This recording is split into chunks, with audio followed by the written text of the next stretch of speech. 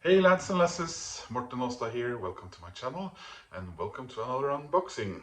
But before we go on to the unboxing, if you would please click like and subscribe, that helps my channel to grow and it makes me happy.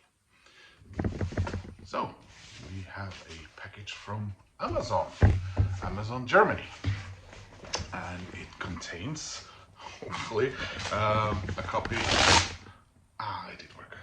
A copy of an album by, well, arguably, but this is my opinion, the best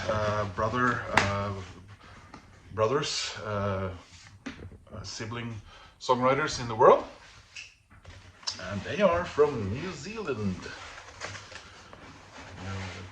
the country where they say bid instead of bed. Anyway, it's the Finn brothers. Oh, this is beautiful. Finn. There we are. Hype sticker. Neil and Tim Finn, or Tim and Neil Finn, Tim is the older one, Thomas, are both from New Zealand. Tim started a band in university down there in the first half of the 1970s. A very strange band, which I adore, called Split Ends. Actually, some of my online handles or personas are called Split Ends. My very first YouTube channel, which I think contains one video from a street in Oslo and hasn't been used for 12 years or something, is actually, I call myself, it's called Split Ends, and my age, birthday. After a few years in Split Ends, he was the main, Tim was the main, I think it was sort of the main songwriter. There was a songwriter partner who left quite early, either before or after the album Dysrhythmia. They were really weird. They dressed weird. They painted their faces not in a Kiss way, but in a let's look like parrots kind of way. Very avant-garde. The music was full of juxtapositions and odd time changes and at times very vaudeville. Oh, it's just wonderful, wonderful music. And after a few years, and they tried to make it in the UK, and then they lost a member, and the replacement was I think it was 19 years old at the time, little brother Neil. And Neil, I don't think he wrote for the first album where he was playing, but after a while he would start to add to the band with his songs, which were probably right away quite a lot more pop driven and more accessible. So Split Ends definitely changed, not necessarily just because of him, but they did change and become a different band. And Tim started losing interest because he released a solo album, which did quite well. Their success abroad, I think they made a little bit of a dent in the US, but largely some European countries like I think Belgium and the Netherlands, I think maybe France. The UK never really caught on to them, but they were quite big as well in Canada. But they did suffer a couple of setbacks also. They recorded, for example, a single they were expecting a lot of response to, called 6 Months in a Leaky Boat. Now the problem with that one was that it was released in the spring of 1982. And if you know anything about British history, you know that the Britain was sort of spending 6 months in a leaky boat, sending what remained of their military, sort of naval power down to kick some people out of the Falkland Islands. So they BBC banned the single because they thought that would somehow, well, people reach. Then Tim left the band and they recorded one final album, See You Around. No, don't leave. That's the name of the album. And then Neil went on to form Crowded House with Nick Seymour and the drummer Paul Hester, who had been the drummer on the final Split Enz album, and you know the story from there. But in between Crowded House, Neil was struggling with some songwriting for the third album, I remember, and he ended up coming together with his brother Tim, and they would they had a handful, 6 or 7 songs each, and they brought them together and they decided to record an album as I think they decided to record as brothers. But if I remember correctly, the label said no, we're gonna have a Crowded House record.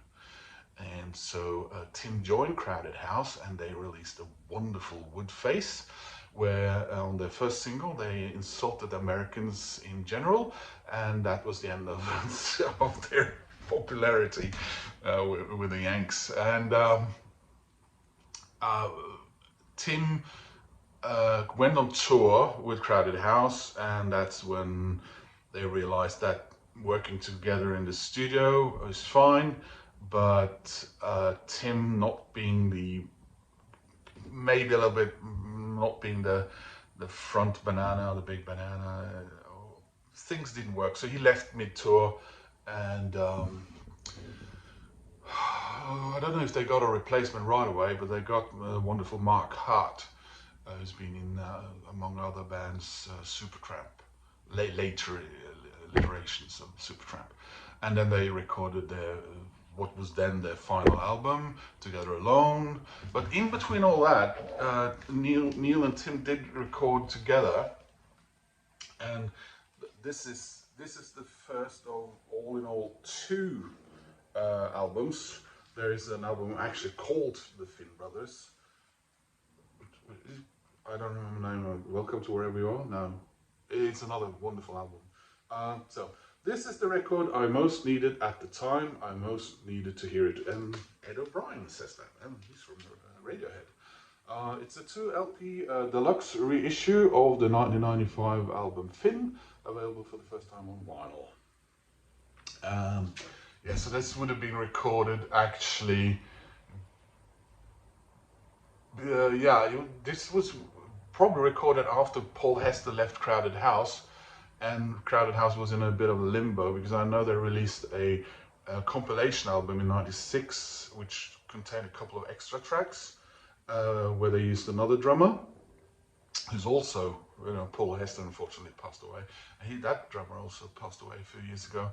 And then they did, Neil just suddenly realized, said, no, I'm breaking up Crowded House, which would have been after this.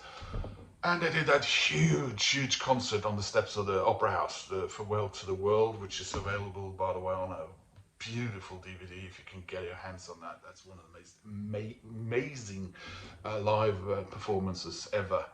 I think they estimated maybe 250,000 people showed up on the steps of the of Sydney Opera House to see this.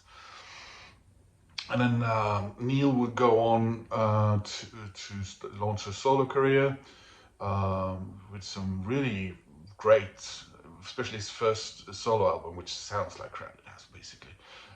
And I saw Neil play at the Domain behind, or in front of the governor's house in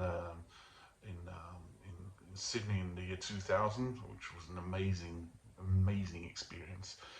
And then some years passed, and he did some more solo work, but then he got Crowded House back together after Paul Hester had died, right after he had recorded the second Finn Brothers album, which was the one I talked about earlier.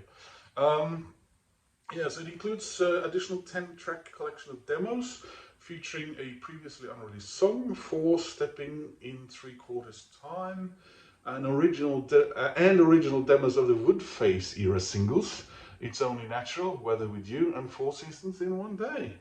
Vinyl cut by Miles Showell and Abbey Road Studios at Abbey Road, yeah, Radiogram. New sleeve notes by Ed O'Brien.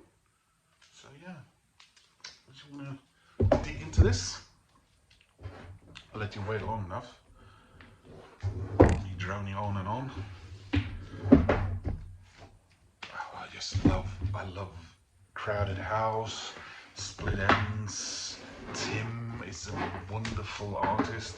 Neil is the Paul McCartney of everything except being Paul McCartney. I have to take care of that. And it's a nice gatefold. Oh, here we are. I've never seen this, I don't think this photo was in the CD. My Finn Cop CD, by the way, I bought in South Africa.